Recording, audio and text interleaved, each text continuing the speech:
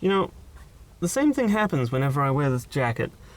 Hi, I'm Danny Duchamp, welcome to my shitty Honda Fit. So, do you know what gamergate is? Or was, depending on who you ask. Because based on some conversations that I've had with some of y'all, the answer is no, surprisingly often. Well, it's surprising because this whole YouTube anti-social justice community... Stop calling it a fucking community. I mean anti-social justice genre.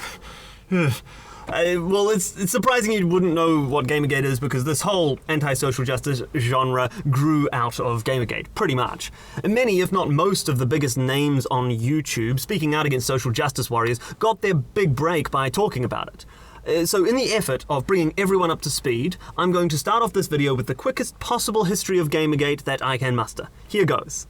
Gamergate is a harassment campaign in which hordes of internet misogynists digitally assaulted any and all women they could find for no particular reason, under the guise of ethics in game journalism. Is what you'll find out if you go to mainstream sources.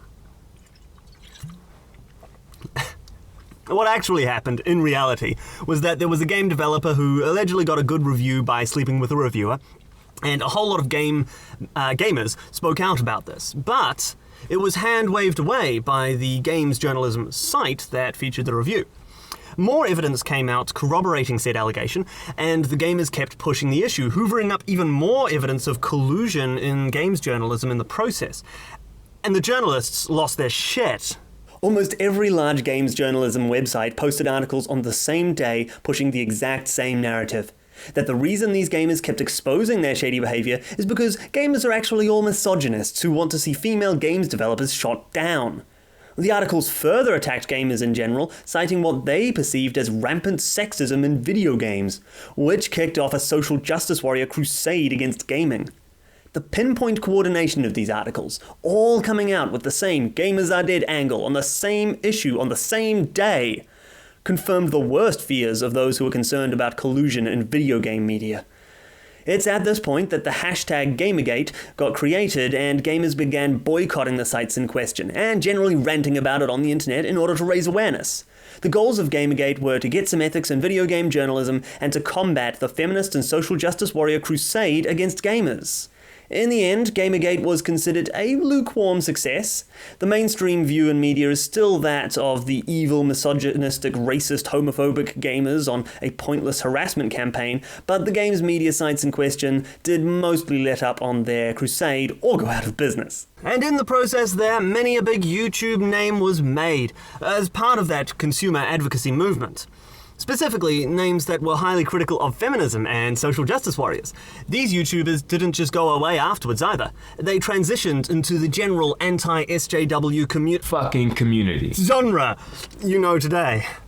Of course they didn't fade away, by the way. I mean, imagine you'd seen your consumer advocacy movement slandered as a harassment campaign by every corner of the mainstream media. You'd never trust the media again. You'd want to make sure that there was some independent voices out there, even if that means you have to be one of those voices yourself. Now, since Gamergate, there have been many anti-social justice warriors started up with little to no reference to how the space they now occupy was created. Channels such as mine, for example, which talk about general politics with a frequent bent of fighting the social justice warriors. Which brings me to the topic of the video today. There's a channel that was apparently involved back then during the heyday of Gamergate by the name of The Johnny Fox Show, and I've been asked to respond to it by some of my patrons. Oh yeah, by the way, I do Patreon requests. I'll link to my Patreon in the description, check the reward tiers. Anyway, let's take a look at what this guy has to say, shall we? So I was looking at you, Twitter, right after the show was over on Twitch. And I get this very disturbing message that pretty much told me that I'm done with anti-SJW stuff. That I'm pretty much done even fighting this fight. Like at all. I'm just done. I don't give a fuck. Because this right here, which I'm about to show you, is enough to just make me walk away from it. Wow, man. This has got to be some heavy shit. I don't know your channel, Johnny, but if you were part of Gamergate during its prime, if you saw everything that could be against you, go against you, and still not give up, and yet this is enough to make you bail, this is going to be intense. I've been warning people for months and telling them this shit and just trying to get it through to people that this shit was going on and stuff was getting bad. But people decided to ignore me, punt me, try to say I was on an autistic crusade, tried to say that I was just an artist, that I was trying to start drama, all this other bullshit. And the fruits of my labor have finally ripened. Oh, and it's something you saw early on that others didn't. Well, so this will be the final smoking gun. The evidence that nobody can deny, that leaves no question that you were right all along. The thing I found may not seem like much to you, but I see it as foreshadowing of things to come. Huh? What? I thought this was going to be your fruits ripening or something. Not more foreshadowing. You've kind of already contradicted yourself, and you haven't even told us what the video is going to be about. So just get to the point. I'm not going to sit here and try to fight upstream or fight an uphill battle that I can't win. The show will be over in a month or two anyway because of the money issue. If things don't pan out, which they won't, based on the trajectory we're on anyway. I've cut out an enormous chunk right there because Johnny Boy here takes a good 1 to 2 million years getting to what he's talking about. Mostly padding it out with whining about how his channel isn't doing too good of late. I can't tell you that I'm not at least a little suspicious at this point that that's the real reason that he's feeling like quitting. I'm just going to skip to his professed reason for it, though. I'm actually cutting out a lot of shit, by the way, from his video. It's rambly as hell. So in case you think I might have misrepresented him, I'm going to post a link to the original in the description. Anywho, skipping ahead.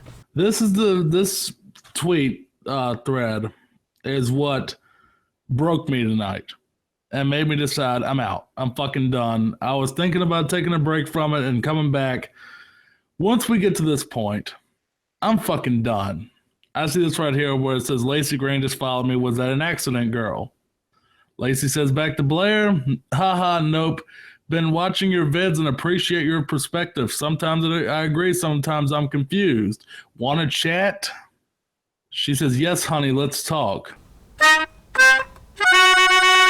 And here's Sargon right there saying, you got the progressive stack advantage, Blair.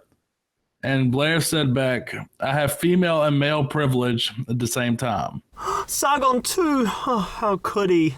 Let that sink in for a second, what that really means. I don't know, Johnny. I think it means they're going to talk. I mean, in hindsight, I know that's what it meant, given the fact that they've had the hangout now. But even just given what you've shown us, is literally all it seems like. You're telling me that after how fucking long has it been? How much crooked shit has Lacey done? I mean, I've called her out on it so many fucking times. Everybody thought was, oh, that's great. He finally did it. You got her to stop doing the DMCA shit. Johnny, get a hold of yourself. Yes, Lacey's feminist and social justice views are severely warped and she's engaged in some dirty tactics with DMCAs. There's plenty of reason not to like her. But that doesn't mean that anyone who talks to her is now tainted. Try to chill, fam. That just nails the coffin for me. That I have to watch this, where you're going to have all these fucking people that have been saying we're SJWs like Blair White and fucking Shu and Sargon and all them who have turned, and I don't need to fucking explain it for a 20th fucking time. Basically where the trajectory is going. Gamergate done goofed by bringing these people to the top echelon. So let me get this straight. Lacey asks Blair if she wants to talk about their differences in opinion. Blair says yes, politely, and Sargon says something vaguely positive about it too. And that means that we have elevated the wrong people to the top echelon, as you call it. How would you have Blair respond to Lacey? Oh, hey Blair, do you want to talk? Social justice, get out, How would you have Sargon react? Blair White, for speaking to the enemy as though they are human beings, I hereby pronounce you unclean and banish you from Gamergate. Now, you may say this is hyperbole and I'm just being outrageous as usual. Yes, I will say that. You know what? Remember when we had the stuff coming down that Milo was leaning towards that he was like, before he just jumped over and tried to be the hero of Gamergate?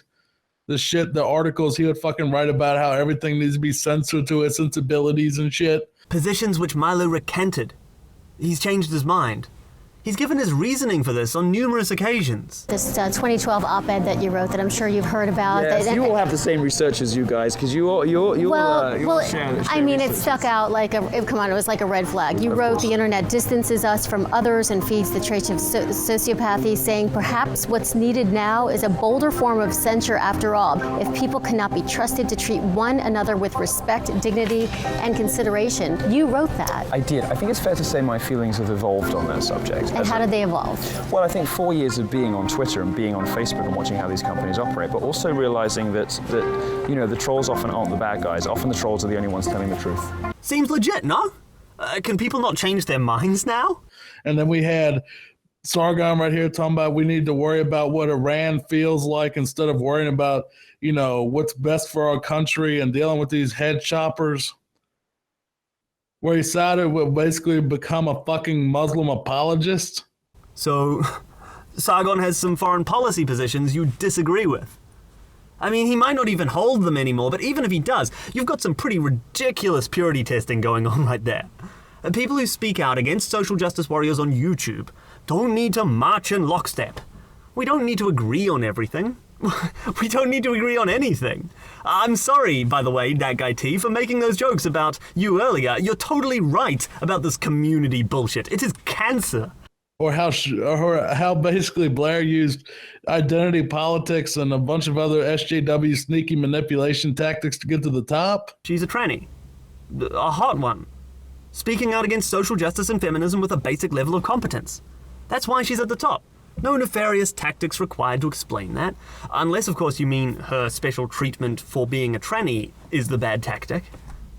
Oh, that's just what she is, Johnny. It's not a tactic at all.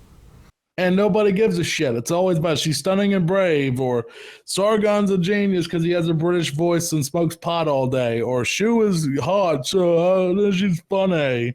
Nobody unironically says stunning and brave in the anti-SJW genre. Sargon is hardly the only person with a British accent who smokes pot, so that can't explain his success.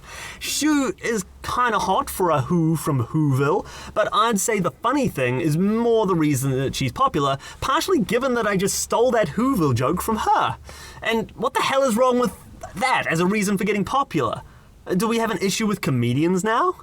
Because people don't give a shit about the reality. They don't give a shit about any of the stuff that they talked about in Gamergate. They don't give a shit anymore. They don't want to be ethical anymore. They don't give a fuck about you. And you don't give a fuck about the truth. If you are going to hand wave this shit. You're just going to hand wave it. Yes. I'm absolutely going to hand wave away the heinous crimes of disagreeing with you like Sargon did. Or talking to someone you don't like Blair. Or being funny like Shu. Because, I mean, look. I can fight the Giants all fucking day. I've tried, and I worked on it. And we did get some progress on that. The problem is, though, they're never going to fall. Because guess what's going to happen? Let's say Lacey Green and Blair become buddies. Watch those two become buddies, and Lacey try to say, well, I've reformed. I'm not at SJW no more. And what is going to happen? The mass majority, of course, like idiots, are going to say, oh, well, she did all that really bad shit, but let's drop it because she's on our side. No, Lacey isn't going to reform anytime soon. That was obviously not going to be what the point of the hangout was. And indeed it wasn't. You could have predicted that Lacey wanted a fight in any number of ways, not least of which was the fact that she picked Blair White. Don't get me wrong, I don't have an issue with Blair. She seems lovely, but she's pretty shy, and let's be honest, her rhetoric is pretty weak. I'm just saying that there's a reason that Lacey isn't going to pick, say, Karen Strawn for the discussion. Let me give you an example of what I'm talking about. I've seen an FBI statistic, I think you cited in your video, which is that only 2% of rape accusations come out as being false. That number has been highly disputed, and among other sources, it's not something that's commonly looked into. The 2% number comes from Susan someone, and she's a feminist activist And where she pulled that number from and where the FBI pulls that number from was a speech that she did. And she was talking about one isolated area in New York. That's it. That's inaccurate. That's something you can just look up online. It's like blatantly, the Department of Justice, the Bureau of Statistics releases this report every year. The FBI goes based off of their reporting, and there's statistics for every single year, and it's fairly stable. This is not just a cherry-picked number. Oh, see that? Lacey just tramples Blair with what are pretty blatant lies, and Blair is either too unsure or too shy to call her on it. I edited out a little bit from that, but watch the full context, it's just about as cringeworthy. And so to the uninitiated, it might have looked like Lacey laid a totally valid smackdown on Blair. But of course, in reality, she has done no such thing. The video they were discussing with the only 2 to 8% of rape claims are false stat cites only one link for that piece of information. That link leads to an FBI reporting manual of some kind. It doesn't have any data at all. It's simply instructions on how to record rape reports. Fucking amazing. If you do want to try to find out where she got that 2% stat from, though, you can take a look at this Bloomberg article, and it does appear that Blair was right, and it is from a specific single speech. Anyway, even if you were to believe her stats on false reports, that will only tell you how many reports are proven false, not how many actually are. She even says later in the very same video that only 2% of alleged rapes lead to a conviction. She rightly acknowledged that just because it wasn't proven true, that doesn't mean it's false. But she does so right after ignoring the fact that just because it wasn't proven false doesn't mean it's true. The simple truth is we just don't know how many reports are false, only that at least 2% are true and at least 2% are false. Anyone claiming to know anything about the remaining 96% is bullshitting you. So yeah, Lacey's just peddling bullshit no matter how you slice it, but Blair just lets it hang there. This video isn't meant to be bitching about Blair's performance in the debate. Yes, it was a debate. I mean, just because Lacey grinned like a lunatic and masked her venomous rage behind a veneer of bubbly friendliness the entire time doesn't mean that it was an amicable chat. Back to Johnny. Oh, well, she did all that really bad shit, but let's drop it because she's on our side, like everyone did with Ian Miles Chong. Where everybody said, oh, well, he did that shit a long time ago. Forgive him. Ian Miles Chong? You think we should have just spat in his face when he started apologizing to everyone individually for what he'd done and gradually began dropping his social justice positions? How the hell do you think that would have been better? That's exactly how the SJWs treat their own. If you apologize and recant, they'll eat you alive. They make you grovel and debase yourself. They make you give up your livelihood, and then they still don't forgive you. That's not a good way to incentivize people to consider your position. The fact that we've welcomed in Ian Miles Chong with open arms and that when he changed his position, that's a testament to our side of this culture war. It's probably not a trivial part of why there are so few people who go from anti-SJW to SJW, but there are so many who go in the other direction. He was a big SJW that had to do with doxing people, cheerleading, and doing all this bad shit. Well, let's just drop it because he's on our side now, and everything's all right if our side does it. No, everything's not all right if our side does it. If Chong had continued his practices, but instead for our side, man, I really hate using that sides language. But anyway, yeah, if he'd continued with the same tactics except towards SJWs, it wouldn't be okay. But he didn't. Actually, that's one of the main problems with social justice. It portrays the world in terms of oppressor and oppressed, and it can help you justify pretty much anything you want to do to the so-called oppressors. Once you give away the ideology, the Puritanism usually goes along with it. Except in your case, Johnny. You're an outlier in that you're acting like the most pious Puritan imaginable. Maybe Lacey knows that. Maybe she knows that you can get away with anything if you're on our side. Maybe her side doesn't want nothing to do with her anymore. Maybe she sees that her side is so fucking unredeemable in the money spectrum, because who the fuck is left? Lacey decided to quit YouTube, and fucking Francesca Ramsey, I don't think is even around anymore last time I checked, or she's like so little output, nobody gives a shit. MTV News is vilified to the high hell, so nobody's getting really influenced by it anymore. CNN seen as fake news. No, I think you're exaggerating how much progress has been made on the anti-SJW front. There's some movement, sure, but social justice is still rampant within pretty much all media, and pretty much all educational institutions as well. I just showed at the start what Wikipedia says about Gamergate to this very day. The mainstream view of what the average Gamergater was like is still something like this. Feminist, you better bet I am your enemy. I'm a gamergater, better never mess with me. The dastardly bastard with an army of harassers and whatever other shit I need is screaming in a fever dreams. No fam, I don't stand for journalism. You know that my whole plan is hurting women. I've surreptitiously hidden all of my wishes to kill them in witticism and criticism of feminism. I'm deranged, crazed, and I'm out spreading great hate with a mouse, and you ain't safe in your house, I guess, unless you log out. Or maybe even shut down your computer. If you did that, my whole plan would be muted. If this is it, then nobody thought through it. I'm starting to think that this whole thing is stupid. I regret nothing.